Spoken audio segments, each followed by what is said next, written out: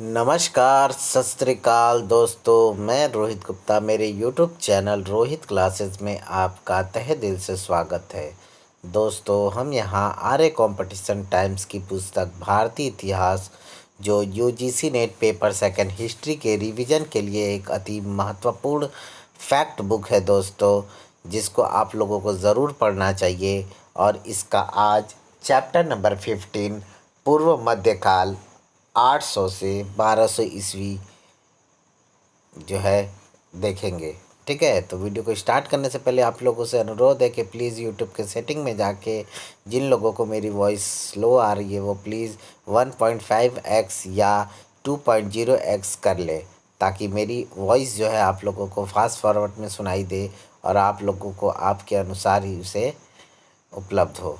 ठीक है, तो प्लीज़ वीडियो को लाइक कर दीजिए आप लोग दोस्तों, आप लोग जिन लोग भी इस वीडियो को देख रहे हैं, और शेयर कर दीजिए दोस्तों। और अब तक जिन्होंने सब्सक्राइब नहीं किया है वो प्लीज़ दोस्तों सब्सक्राइब करके बेल आइकन वाली घंटी दबा दीजिए, ताकि आने वाली वीडियो आप लोगों को सही टाइम पे मिल सके।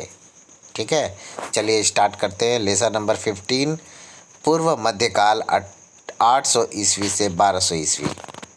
पहला पॉइंट है इसमें दोस्तों, उत्तर भारत की राजनीतिक स्थिति। ठीक है, उत्तर भारत की राजनीतिक स्थिति देखते हैं हम लोग। चलिए, पूर्व मध्यकाल में हुंड के आक्रमण के कारण साम्राज्य के पतन के पश्चात गुप्तोत्तर काल में पाटलिपुत्र के स्थान पर कन्नौज का राजनैतिक सत्ता के केंद्र के रूप में उदय हुआ। कन्नौज को सम्राटों की क्रीड़ा स्थली भी कहा जाता है। आगे डॉक्टर ईश्वरी प्रसाद ने इस समय को राज्य के अंदर राज्यों का काल कहा है। सामंतवाद का उत्कर्ष इस काल की प्रमुख विशेषता थी, जिसने प्रशासनिक विकेंद्रीकरण को बढ़ावा दिया और देश की राजनैतिक एकता को नष्ट कर दिया। एक शक्तिशाली राजवंश के स्थान पर इस युग में उत्तर भारत में अनेक राजपूत राजवंशों के ने शासन किया है। ठीक है, इसलिए इस युग को राजपूत युग भी कहा जाता है। आगे, राजपूत शब्द का प्रयोग 9वीं शताब्दी से पूर्व नहीं हुआ है। राजपूत संस्कृत शब्द राजपुत्र का अपभ्रंश है। राजपूत युग एवं राजपूतों की उत्पत्ति। ठीक है, चलिए देखते हैं दोस्तों। गुप्तोत्तर काल के पश्चात जहां भारत में राजनीति के क्षेत्र में विकेंद्रीकरण की प्रवृत्ति का जन्म हुआ, 7वीं शताब्दी के आसपास उत्तरी भारत में छोटे छोटे क्षेत्रीय राज्यों का निर्माण हुआ। स्मिथ के अनुसार हर्ष की मृत्यु के बाद से तुर्कों के आधिपत्य तक राजपूत इतने प्रभावशाली हो गए थे कि 7वीं शताब्दी 647 ईस्वी से 12वीं शताब्दी 1191 से 92 ईस्वी तक के काल को राजपूत काल कहा जाता है। आगे, राजपूत एवं रजपूत शब्द संस्कृत के राजपुत्र शब्द का विकृत रूप है।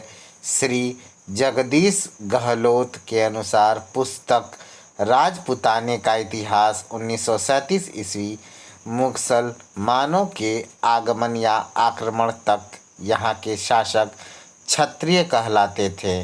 धीरे धीरे मुसलमानों ने ही इन क्षत्रियों को हराकर इन्हें सामंत बनाया और राजवंशी होने के कारण इन सत्ताहीन क्षत्रियों को राजपूत कहने लगे। राजपूत स्वयं को वैदिक आर्यों से संबंधित सूर्य एवं चंद्रवंशी बताते हैं। प्रतिहार राजपूत राम के भाई लक्ष्मण की संतान बताते हुए सूर्यवंशी होने का दावा करते हैं। आगे इसी का पेज देख लेते हैं। आगे है दोस्तों, राजपूतों की उत्पत्ति से संबंधित विभिन्न मत। इसमें है अग्निकुंड से उत्पत्ति का सिद्धांत। आइए देखते हैं। चंदबर दाई ने अपने ग्रंथ पृथ्वीराज रासो में राजपूतों को अग्निकुंड से उत्पन्न बताया है। पृथ्वीराज रासो के अनुसार आबू पर्वत पर ऋषि तपस्या करते थे, किंतु कुछ असुर यज्ञ को दूषित कर देते थे। तब आबू पर्वत पर ऋषि वशिष्ठ द्वारा एक यज्ञ किया गया, जिसकी अग्नि से 4 योद्धा उत्पन्न हुए। आगे, अग्निकुंड से 4 जातियों की उत्पत्ति मानी जाती है। इनका क्रम है गुर्जर, प्रतिहार, परिहार, दूसरा चालुक्य जो कि सोलंकी के थे, ठीक है, सोलंकी के चालुक्य, तीसरा परमार जो कि पंगवार भी जाना जाता था, और नंबर 4 चाहमान जिन्हें हम चौहान कहते थे, ठीक है। आगे, अग्निकुंड से जन्म होने के कारण ये राजवंश अग्निवंशीय कहलाए। 18वीं शताब्दी में सूर्यमल मिश्रण ने वंश भास्कर में अग्निकुंड सिद्धांत का समर्थन किया है। 18वीं शताब्दी में सूर्यमल मिश्रण ने वंश भास्कर में अग्निकुंड सिद्धांत का समर्थन किया है।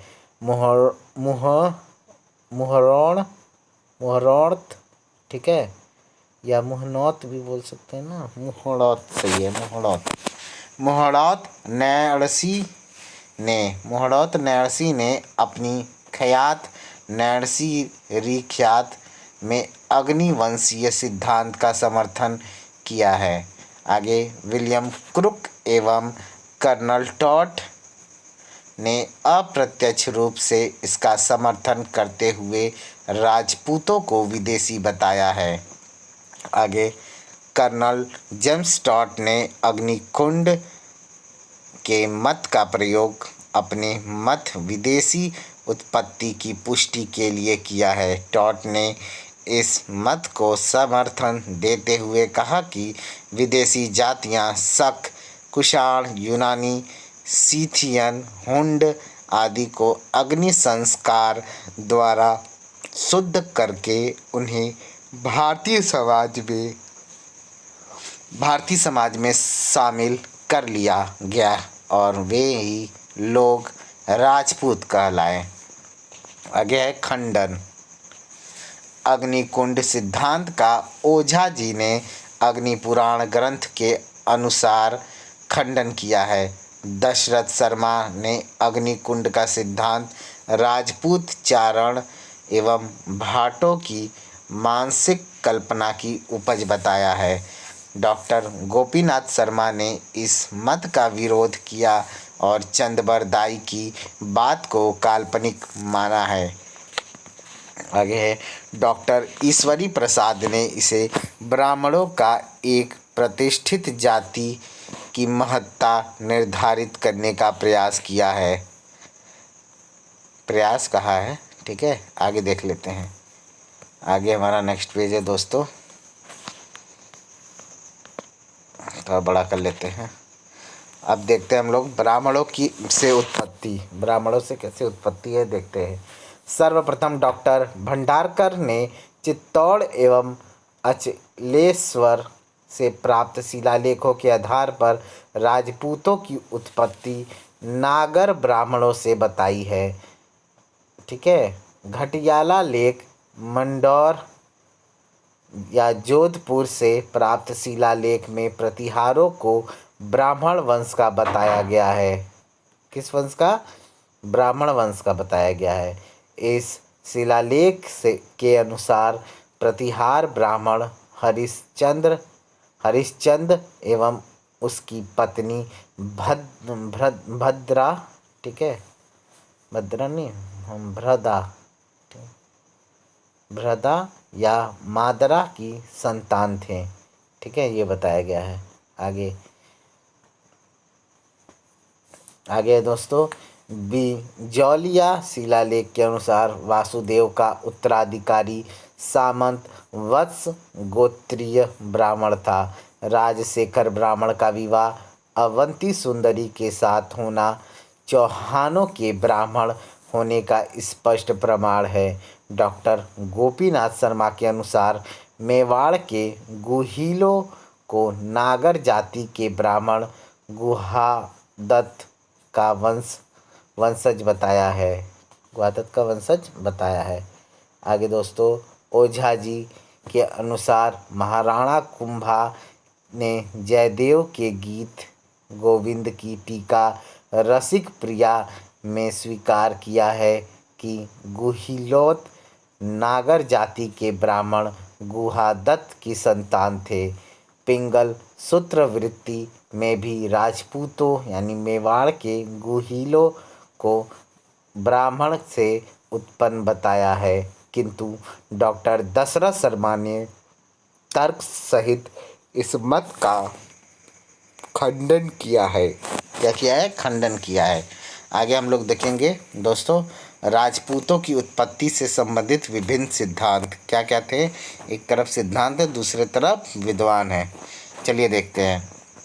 आबू पर्वत पर वशिष्ठ के अग्नि कुंड से उत्पन्न, ठीक है, यह सिद्धांत जो है वह विद्वान चंदबरदाई का पृथ्वीराज रासो में किया गया है। ठीक है।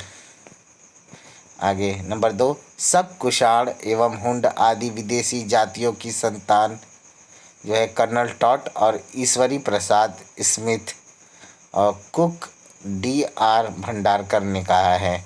नंबर 3 दोस्तों, तीसरा है प्राचीन क्षत्रियों की संतान सूर्यवंशी या चंद्रवंशी उत्पत्ति जो है G.H. ओझा, C.V. वैद, जगदीश गहलोत ने कहा है।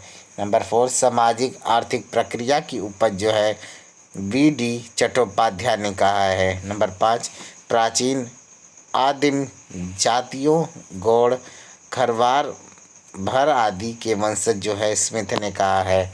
आगे नंबर 6 दोस्तों, यूची कुषाण जाति के वंशज को कनिंघम ने कहा है। यूची, ठीक है। आगे विभिन्न जातियों का मिश्रण जो है वो दशरथ शर्मा, विशुद्धानंद पाठक ने कहा। आगे नंबर 8 दोस्तों, ब्राह्मण वंशी उत्पत्ति जो है दोस्तों दशरथ शर्मा और V.S. पाठक, गोपीनाथ शर्मा और डॉक्टर भंडारकर ने कहा है। ठीक है, सिद्धांत दिया है मतलब। ठीक, आगे देख लेते हैं हम लोग। विदेशी उत्पत्ति का मत colonel James Tod, William Crooke, V.S. Smith, Cunningham, Ishwari Prasad एवं भंडारकर राजपूतों को विदेशी जातियों की संतान बताते हैं। आगे देख लेते हैं। कर्नल टॉट ने राजपूतों को विदेशी सीथियन यानी शख्स जाति की संतान माना है।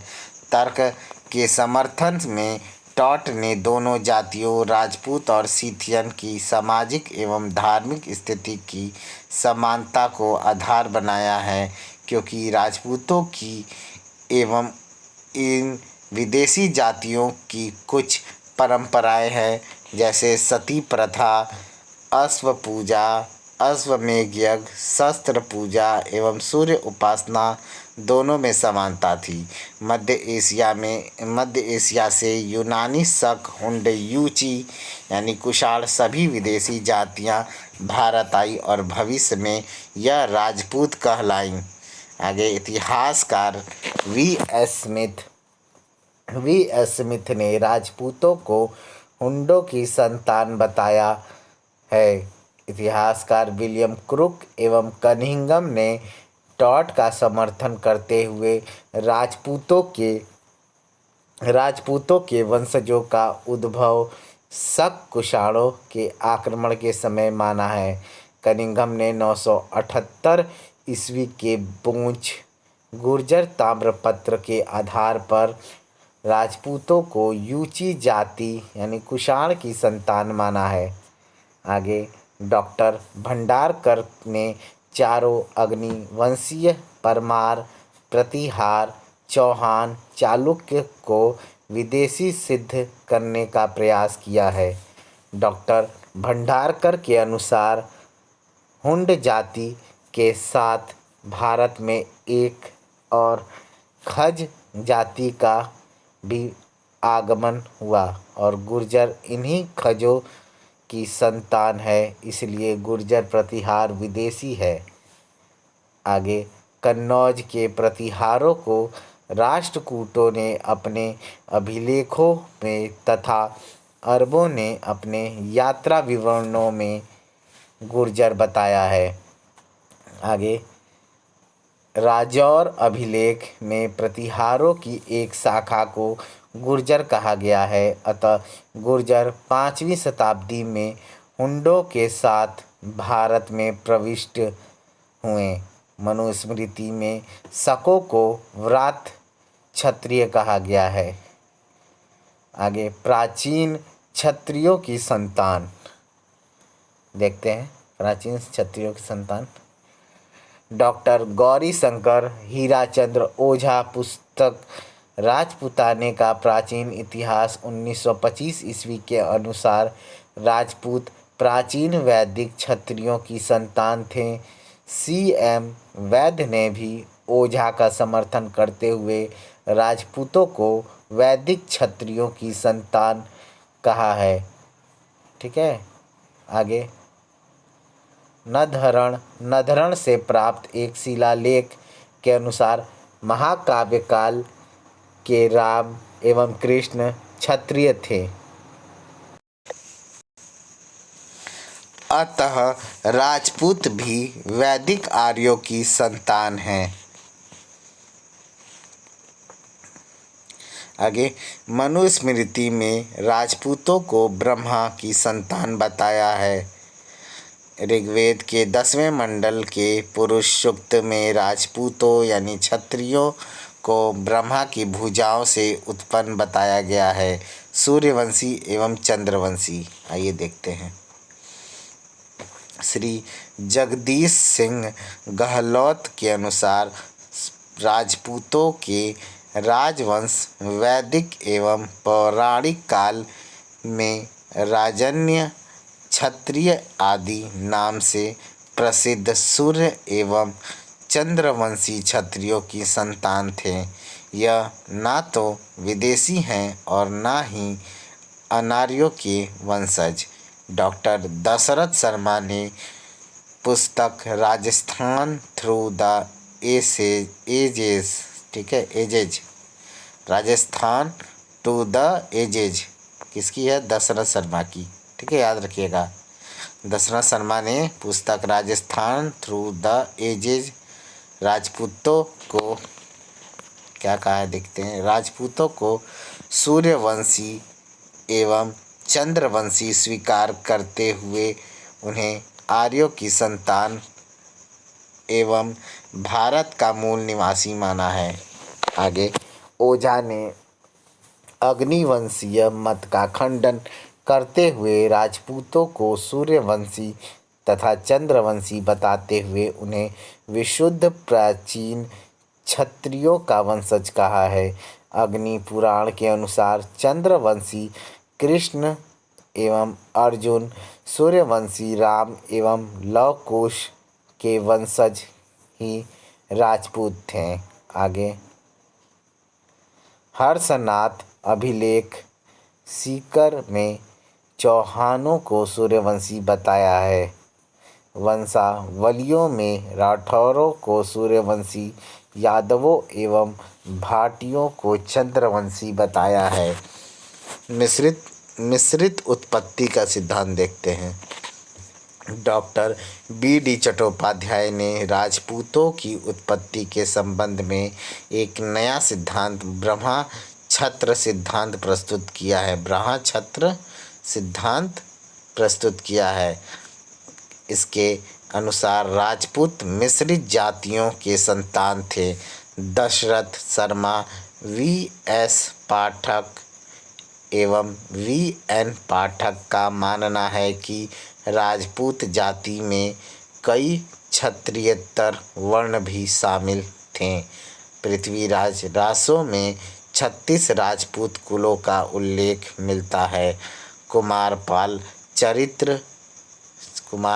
चरित, वर्ण रत्नाकर एवं रास तरंगिणी में भी 36 कुलों का उल्लेख है। पहला गुर्जर प्रतिहार। अग्निकुंड से उत्पन्न 4 राजपूत वंश यथा प्रतिहार, चालुक्य, चौहान और परमार में से सर्वाधिक प्रसिद्ध प्रतिहार वंश था, जिसे गुर्जर प्रतिहार भी कहा जाता है। कक्कुक के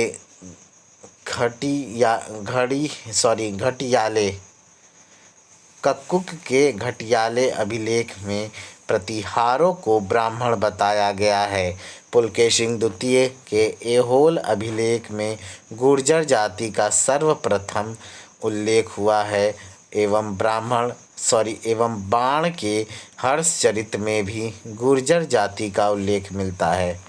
ठीक है, याद रखिएगा। थोड़ा सा जो भी दोस्तों पढ़ने में जो भी थोड़ा बहुत गलती हो रही है उसके लिए हमें क्षमा करिएगा। ठीक है दोस्तों, और कोशिश करिएगा कि आप भी देख कर एक बार रिवीजन करते रहें, ताकि जो भी त्रुटि हो उसको सुधार आप अपने आप से भी कर सकें। चलिए आगे देखते हैं। प्रतिहारों की कुल 26 शाखाएं थीं, जिनमें सबसे प्राचीन मंडोर के प्रतिहार थे। आगे प्रतिहारों का प्रथम केंद्र मंडोर जोधपुर था। यहाँ से वे क्रमशः भीनमान, उज्जैन एवं कन्नौज गए। इस वंश का आदि पुरुष हरिश्चंद्र रोहिल्धी नामक व्यक्ति था। हरिश्चंद्र नामक ब्राह्मण ने इस वंश की स्थापना की, जिसके कारण हरिश्चंद्र को प्रतिहार वंश का आदि पुरुष कहा जाता है। आगे नागभट्ट प्रथम 730 ईस्वी से 756 ईस्वी में प्रथम महत्वपूर्ण शासक नागभट्ट प्रथम था। नागभट्ट प्रथम प्रतिहारों की भिनमाल, जालौर एवं उज्जैन शाखा का संस्थापक था। नागभट्ट प्रथम ने राजधानी मंडौर से मेड़ता स्थानांतरित की। मंडौर को दूसरी राजधानी तथा भीनमाल को तीसरी राजधानी बनाया। इसके बाद उज्जैन को प्रतिहारों का केंद्र बनाया गया। आगे देख लेते हैं। बनाया गया आगे नागभट्ट प्रथम ने अरबों को पराजित किया। अरबों का नेतृत्व जुनैद कर रहा था। मिहिर भोज की ग्वालियर प्रशस्ति, क्षमा करिएगा दोस्तों, हाँ, मिहिर भोज की ग्वालियर प्रशस्ति में नागभट्ट प्रथम को मलेच्छों, अरब का नाशक, नारायण अवतार तथा प्रतिहारों को लक्ष्मण सौमित्र का वंशज बताया गया है। मिहिर भोज के ग्वालियर अभिलेख का लेखक बालादित्य था। राष्ट्रकूट नरेश अमोघ वर्ष के संजन ताम्रपत्र से ज्ञात होता है कि दंती दुर्ग ने एक महादान हिरण्य गर्भदान यज्ञ किया, जिसमें उसने गुर्जर प्रतिहार नरेश नागभट्ट प्रथम को अवंती या उज्जैन में प्रतिहार द्वारपाल बनाया है। वत्सराज 783 ईस्वी से 795 ईस्वी। वत्सराज को प्रतिहार साम्राज्य का वास्तविक संस्थापक कहा जाता है। वत्सराज के समय से कन्नौज के लिए त्रिपक्षीय संघर्ष शुरू हुआ। उसने पाल शासक धर्मपाल को मुंगेर मुद्दगगिरी के युद्ध में पराजित किया, किंतु राष्ट्रकूट शासक ध्रुव से पराजित हुए। आगे दोस्तों वानी डिंडोरी तथा राधानपुर लेखों से ज्ञात होता है कि ध्रुव ने वत्सराज को पराजित करके राजपूताना में शरण लेने को विवश किया और वे 2 राजछत्र भी छीन लिए, जिसे उन्होंने गौड़राज से छीना था। आगे नागभट्ट द्वितीय को देखते हैं। 795 ईस्वी से 833 ईस्वी। वत्सराज के पुत्र नागभट्ट द्वितीय ने कन्नौज पर अधिकार कर उसे प्रतिहार साम्राज्य की राजधानी बनाया। नागभट्ट द्वितीय राष्ट्रकूट शासक गोविंद तृतीय से पराजित हुआ। ग्वालियर प्रशस्ति के अनुसार नागभट्ट द्वितीय ने तुरुष्को मुसलमानों को पराजित किया। नागभट्ट द्वितीय को बकुला या बुच्चकला अभिलेख में परम भट्टारक महाराजाधिराज परमेश्वर कहा गया है। आगे चंद्र प्रभासूरी के प्रभावत प्रशस्ति से ज्ञात होता है कि नागभट्ट द्वितीय ने 833 ईस्वी से गंगा में जल समाधि ली थी। ग्वालियर लेख के अनुसार अल्ल नामक व्यक्ति ने एक विष्णु मंदिर का निर्माण कराया था। आगे मिहिर भोज प्रथम 836 ईस्वी से 885 ईस्वी। रामभद्र के 3 वर्ष के निर्बल शासक के पश्चात मिहिर भोज प्रथम शासक बना। यह इस वंश का सर्वाधिक महत्वपूर्ण शासक था। आगे कल्हड़ एवं अरब यात्री सुलेमान भी हमें उसके समय की जानकारी देते हैं। सुलेमान मिहिर भोज के काल में भारत आया।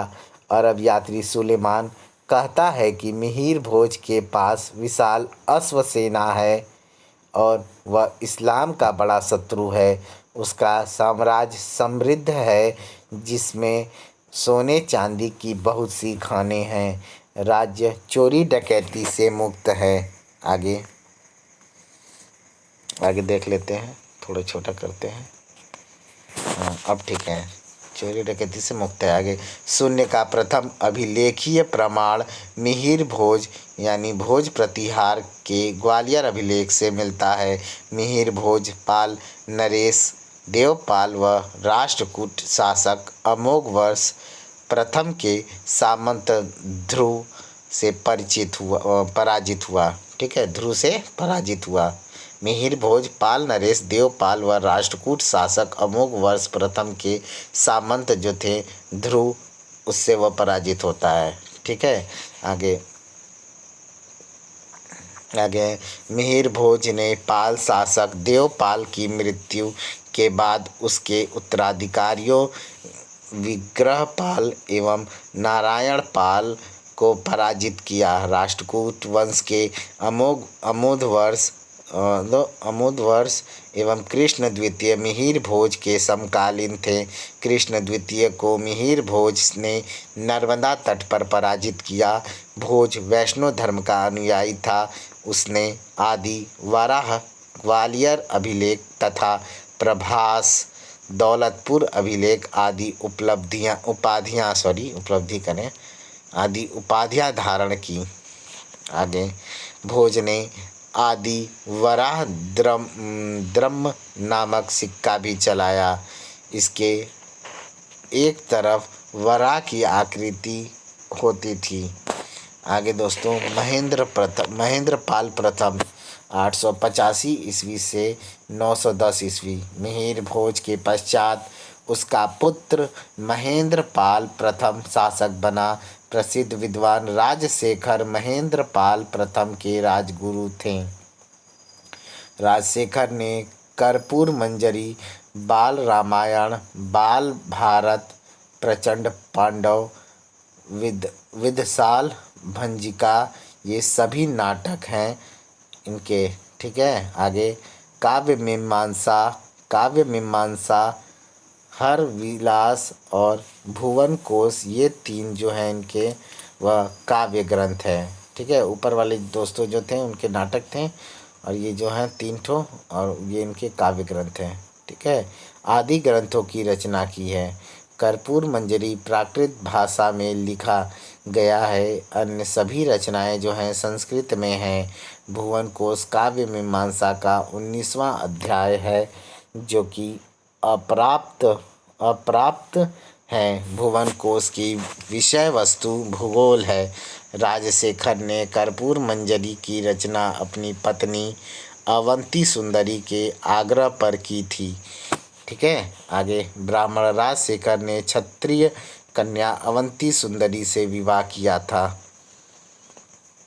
आगे, राजशेखर ने प्रतिहार नरेश महेंद्र पाल को निर्भय राज रघुकुल तिलक व रघुकुल चूड़ामणि तथा महिपाल प्रथम को रघुवंश मुकुट मणि तथा रघुकुल मुक्तामणि कहा है। राजशेखर ने नर्मदा नदी को आर्यावर्त एवं दक्षिणापथ की सीमा माना है। आगे दोस्तों देखते हैं महिपाल प्रथम 912 ईस्वी से 943 ईस्वी। राजशेखर महिपाल का भी गुरु था। राजशेखर ने महिपाल को आर्यावर्त का महाराजाधिराज तथा रघुकुल मुक्तामणि कहा है। महिपाल प्रथम के समय बगदाद निवासी अल मसूदी भारत आया। अल मसूदी की पुस्तक मुरुज्जल जहाब है। अल मसूदी ने महिपाल प्रथम को बौर या बौरा कहा है। महिपाल प्रथम के बाद गुर्जर प्रतिहार साम्राज्य का विघटन शुरू हो गया। 963 ईस्वी में कृष्ण तृतीय राष्ट्रकूट शासक ने प्रतिहार राजाओं को पराजित किया। आगे, प्रतिहार राजाओं को पराजित किया। आगे हमारा है महिपाल प्रथम के बाद क्रमशः महेंद्र पाल द्वितीय, देवपाल, उसके बाद देवपाल, फिर विनायक पाल, फिर महिपाल द्वितीय, फिर विजयपाल एवं राज्यपाल शासक बने।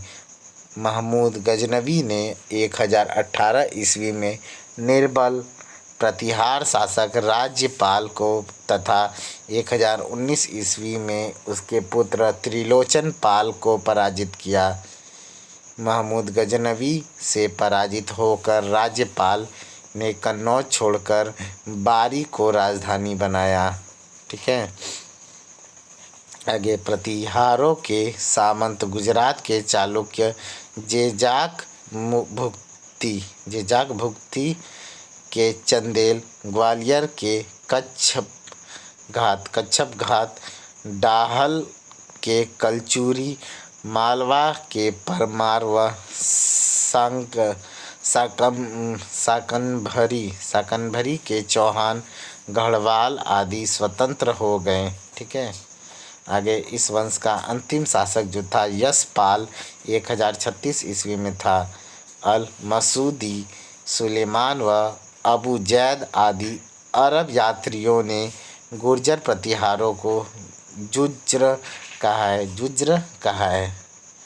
आगे, अल मसूदी ने गुर्जर प्रतिहार राज्यों को अल जुजर कहा है। आगे, सुलेमान की पुस्तक सिलसिलात उत तवारिख है। पंजाब के पेहोबा अभिलेख से घोड़ा के क्रय विक्रय हेतु लगने वाले बाजारों का उल्लेख है। सास बहु अभिलेख महिपाल द्वितीय 955 ईस्वी का है। प्रतिहार शिलालेखों में पदाधिकारियों नौकरशाही को राजपुरुष कहा गया है। आगे, 893 ईस्वी के एक प्रतिहार अभिलेख से दंड पासिक नामक पुलिस अधिकारी का उल्लेख मिलता है। प्रतिहारों की अश्वसेना तत्कालीन भारत में सर्वश्रेष्ठ थी। आगे दूसरा पॉइंट, गढ़वाल वंश। प्रतिहारों के पतन के बाद चंद्रदेव ने 1080 ईस्वी से 1085 ईस्वी के मध्य कन्नौज एवं बनारस में गढ़वाल राजवंश की नींव रखी। इसकी राजधानी भी कन्नौज थी। यह चंद्रवंशी थे। के तिरुचिनापल्ली के गंगैकोंड चोलपुरम मंदिर से प्राप्त अभिलेख में गढ़वाल शासकों की वंशावली दी गई है। आगे है गढ़वाल शासक में गोविंद चंद्र, ठीक है, 1114 ईस्वी से 1155 ईस्वी तक चंद्रदेव का पौत्र गोविंद चंद्र इस वंश का सर्वाधिक महत्वपूर्ण शासक था। उसने पालों से मगध जीता था। गोविंद चंद्र का शांति एवं युद्ध मंत्री लक्ष्मीधर प्रकांड विद्वान था, प्रचंड विद्वान या प्रकांड विद्वान था, ठीक है। उसने कृत्यकल्पतरु कल्पद्रुम नामक ग्रंथ की रचना की। यह कानून व नियमों पर एक पुस्तक है। लक्ष्मीधर को मंत्र महिमा का आश्चर्य कहा गया है। तीर्थ विवेचन कांड भी लक्ष्मीधर ने लिखा है। गोविंद चंद्र की पत्नी पाल राजकुमारी कुमार देवी बौद्ध थीं। आगे कुमार देवी ने सारनाथ में धर्मचक्र जीन विहार बनवाया। कुमार देवी ने अशोक द्वारा सारनाथ में निर्मित धर्मराजिका स्तूप का छठा परिवर्धन करवाया। आगे कुमार देवी के सारनाथ लेख में गोविंद चंद्र को विष्णु का अवतार कहा गया है, लेकिन व्यक्तिगत जीवन में गोविंद चंद्र शैव धर्म का अनुयायी था।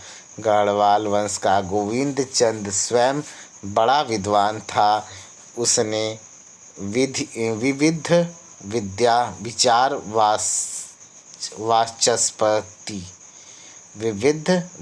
विचार वाचस्पति की उपाधि ग्रहण की थी, ठीक है। आगे उसने उड़ीसा के बौद्ध भिक्षु शाक्य रचित तथा चोल राज्य के बौद्ध वागेश्वर रचित का स्वागत किया और उनके द्वारा संचालित जेतवन विहार को 6 गांव दान दिए थे।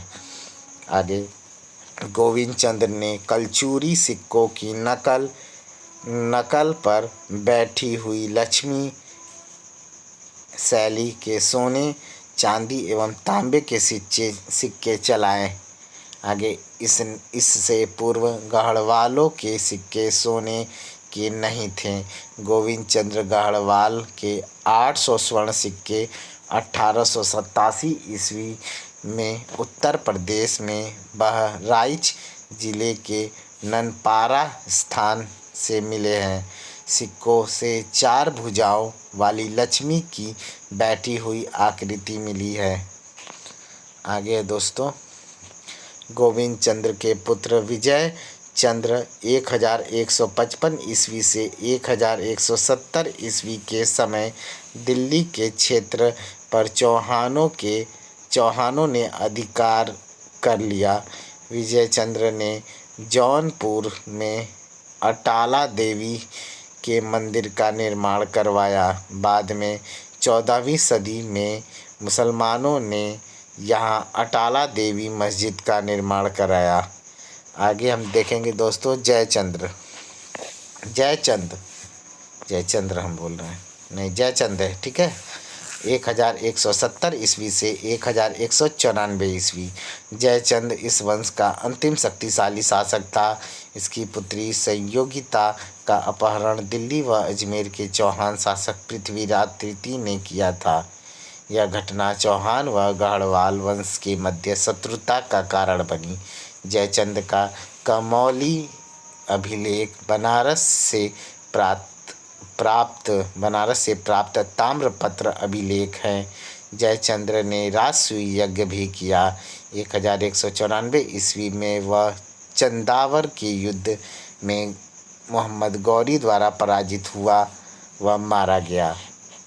आगे जयचंद्र ने कश्मीर निवासी संस्कृत के प्रख्यात कवि श्री हर्ष को संरक्षण प्रदान किया। उन्होंने नैषधीय चरित एवं खंड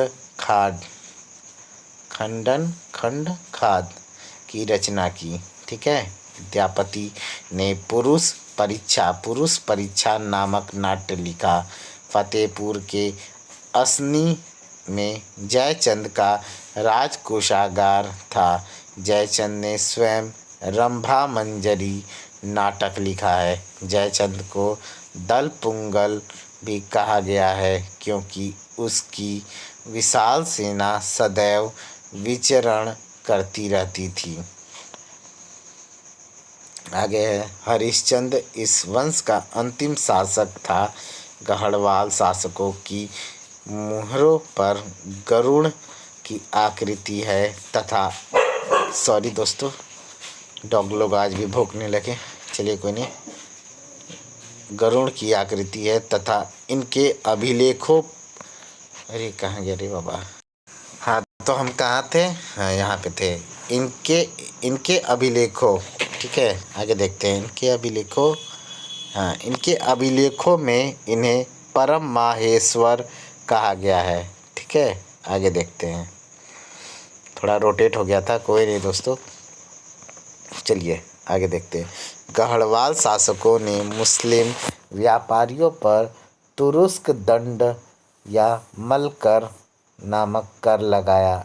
इसका उल्लेख जो है गोविंद चंद्र के मनेर ताम्रपत्र लेख में है। गढ़वाल अभिलेखों में जलकर, जिसे हम उदक भाग भी कहते हैं, जलकर लगाने का साक्ष्य भी है। पत्ताल व पाठक गढ़वालों की प्रशासनिक इकाइयाँ थीं। गढ़वाल अभिलेखों में प्रवणी कर का उल्लेख है जो फुटकर व्यापारियों से लिया जाता था। आगे नंबर 3 दोस्तों, चौहान वंश देख लेते हैं। शाकंभरी नाडौल आदि स्थानों पर चौहान वंश की शाखा थी। चौहानों का उदय जांगल देश में हुआ, जिसे बाद में सपादलक्ष यानी 1.25 लाख गांव कहा गया। इनकी राजधानी अहिछत्रपुर थी। इनमें 551 ईस्वी में वासुदेव द्वारा स्थापित शाकंभरी का चौहान राज्य महत्वपूर्ण है। वे सूर्यवंशी थे। चंदबरदाई के अनुसार चौहानों की उत्पत्ति अग्निकुंड से हुई। डॉक्टर दशरथ शर्मा चौहानों की उत्पत्ति ब्राह्मणों से मानते हैं। आगे बिजौलिया लेख में वासुदेव को सांभर झील का निर्माता कहा गया है। वासुदेव के बाद शासक बने सामंत राज को बिजौलिया लेख में वत्स गोत्रीय ब्राह्मण कहा गया है। सोमेश्वर के बिजौलिया अभिलेख 1169 ईस्वी से 1170 ईस्वी के इस अभिलेख के प्रशस्तिकार गुणभद्र हैं। ठीक है। बिजोलिया ध्यान कहीं और था दोस्तों, क्षमा करिएगा। सोमेश्वर के बिजोलिया अभिलेख में चौहानों की पूरी वंशावली मिलती है। सीकर जो कि राजस्थान में है, सीकर राजस्थान स्थित 973 ईस्वी के हर्ष अभिलेख विग्रहराज द्वितीय जो था हर्ष अभिलेख से चौहानों की प्रारंभिक वंशावली मिलती है। गुवक प्रथम ने सीकर के हर्षनाथ मंदिर का निर्माण करवाया। चंदनराज की रानी रुद्राणी महान शिव भक्त थीं। वह आत्मप्रभा योगिनी के रूप में प्रसिद्ध थी। उसने पुष्कर झील के किनारे 1000 दीपक एवं शिवलिंगों की स्थापना की है। वागपति राज प्रथम ने सर्वप्रथम चौहानों में महाराज की उपाधि धारण की। प्रारंभिक चौहान कन्नौज के प्रतिहारों के सामंत थे, लेकिन 10वीं शताब्दी में सिद्धराज यानी सिंहराज ने साम्राज्य विस्तार कर सर्वप्रथम महाराजाधिराज की उपाधि धारण की। सिंहराज के समय चौहान प्रतिहारों की अधीनता से मुक्त हुए। सिद्धराज के पश्चात विग्रहराज द्वितीय, विग्रहराज तृतीय व पृथ्वीराज प्रथम राजा हुए। आगे विग्रहराज द्वितीय ने भृगु कच्छ भड़ौच में आशापुरी देवी का मंदिर बनवाया। पृथ्वीराज प्रथम ने सर्वप्रथम परम भट्टारक महाराजाधिराज परमेश्वर की उपाधि धारण की एवं सोमनाथ मंदिर के मार्ग पर अन्नशय स्थापित करवाया एवं रणथंभौर के जैन मंदिर पर स्वर्ण कलश चढ़ाया। ठीक है, आगे देख लेते हैं। अजयराज को देखते हैं। ठीक है, 1105 ईस्वी से 1133 ईस्वी। अजयराज पृथ्वीराज प्रथम के पुत्र अजयराज ने 1113 ईस्वी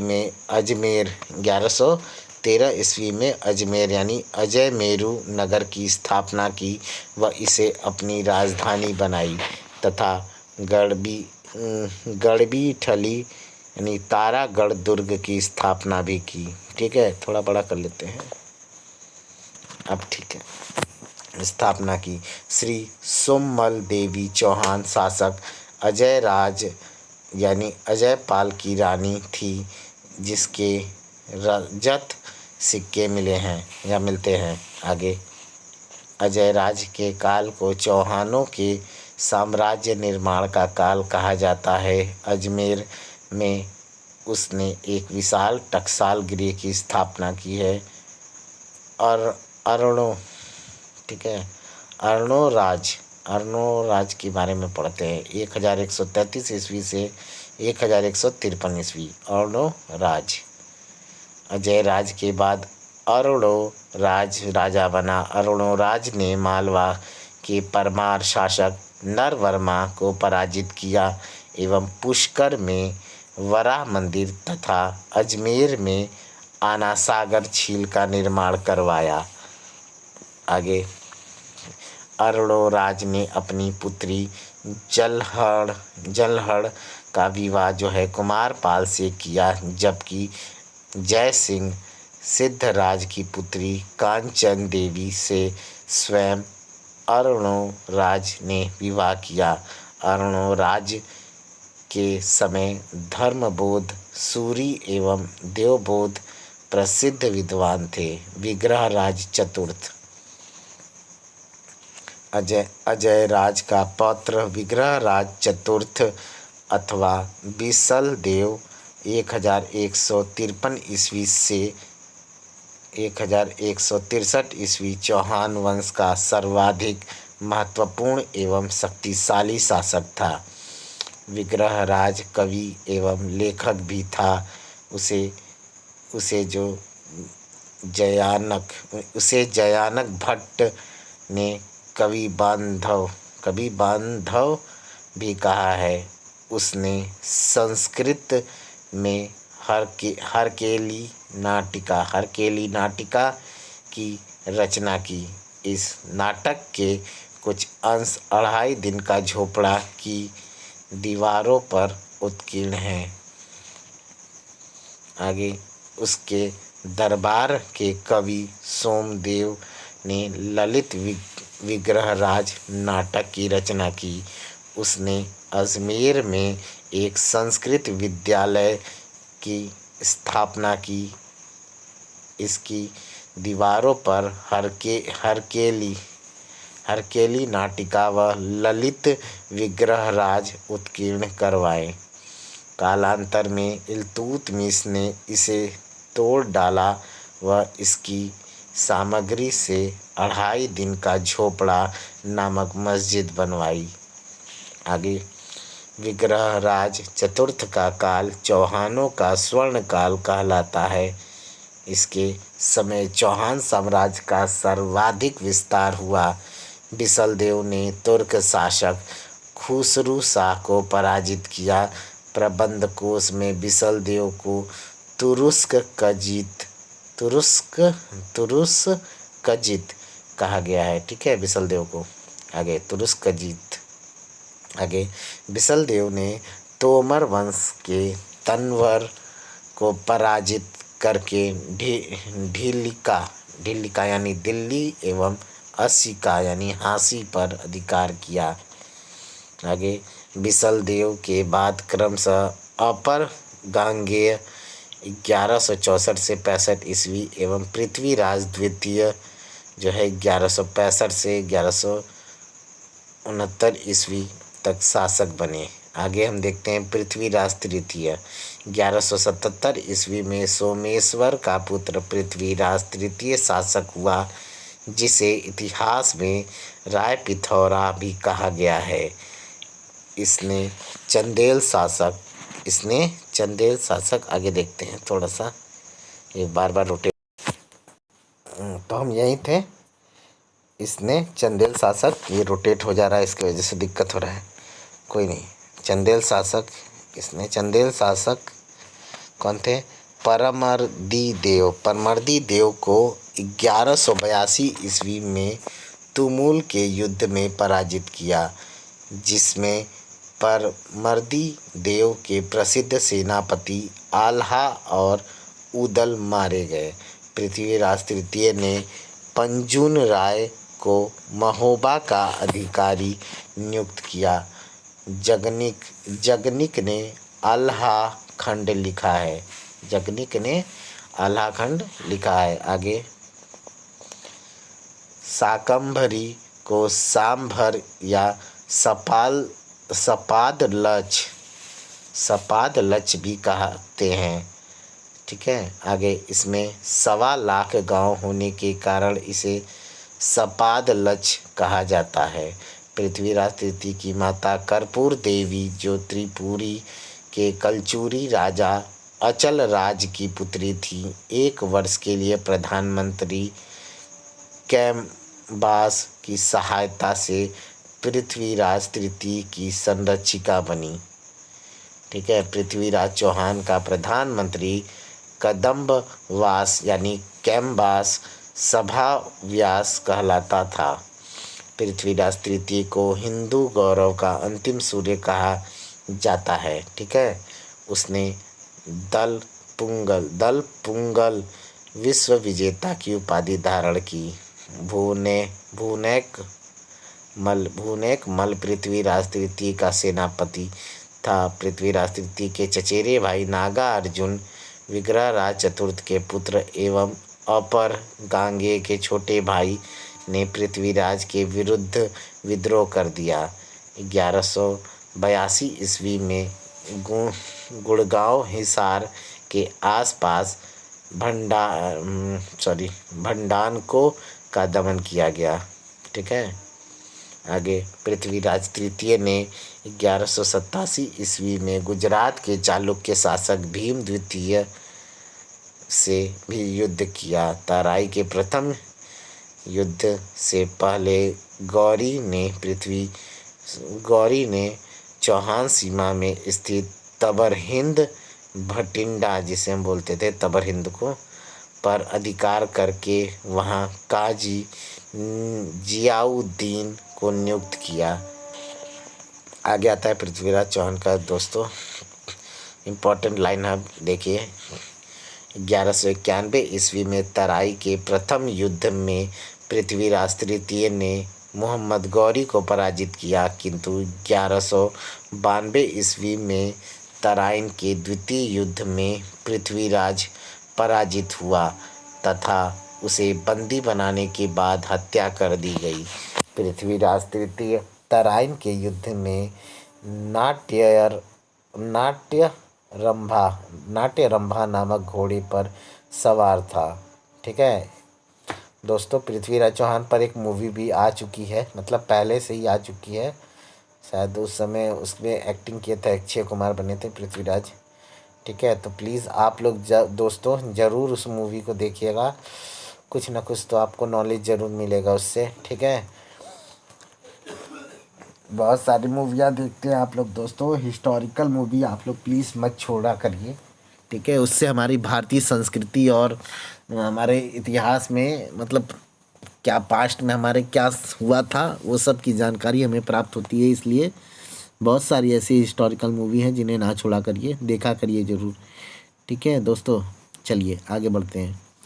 तराई के युद्धों में उसका मुख्य सेनापति खांडे खांडेराव था। तराई के द्वितीय युद्ध से पहले गौरी ने कासिम उल मुल्क रुकनुद्दीन हमजा को अपना दूत बनाकर पृथ्वीराज चौहान के पास भेजा था। अबुल फजल एवं चंदबर दाई ने पृथ्वीराज चौहान की मृत्यु गजनी में बताई है। आगे मिनहाजुद्दीन सिराज के अनुसार पृथ्वीराज को तुरंत मार दिया गया, किंतु हसन निजामी ताज उल मासीर के लेखक के अनुसार पृथ्वीराज को कैद कर अजमेर ले जाया गया, जहां उसने गौरी के अधीन कुछ वर्षों तक शासन किया। हसन निजामी के अनुसार पृथ्वीराज तृतीय समस्त विश्व को जीतने की महत्वाकांक्षा रखता था। विरुद्ध विधि विध्वंस संस्कृत ग्रंथ में पृथ्वीराज चौहान का युद्ध स्थल में ही मृत्यु होना लिखा है। हरिराज चौहान ने तुर्कों के आक्रमण के कारण आत्मसमर्पण की थी। ठीक है, आगे देखते हैं दोस्तों, आगे और इसी में थोड़ा छोटा कर लेते हैं। अब ठीक है, तराई का द्वितीय युद्ध भारतीय इतिहास में एक निर्णायक घटना थी। इसके बाद भारत में तुर्की राज्य की स्थापना हुई और राजपूत युग समाप्त हो गया। पृथ्वीराज की मृत्यु के बाद गौरी ने उसके पुत्र गोविंद को अजमेर का शासक बनाया। जयानक ने पृथ्वीराज विजय नामक संस्कृत काव्य की रचना की है। पृथ्वीराज विजय में तराई युद्ध का वर्णन नहीं है। चंदबर दाई ने पृथ्वीराज रासो नामक महाकाव्य अपभ्रंश में लिखा।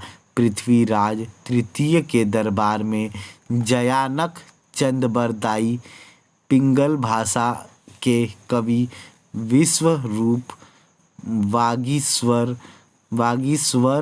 जनार्दन विद्यापति गौड़ आशाधर तथा पृथ्वी भट्ट आदि विद्वान रहते थे।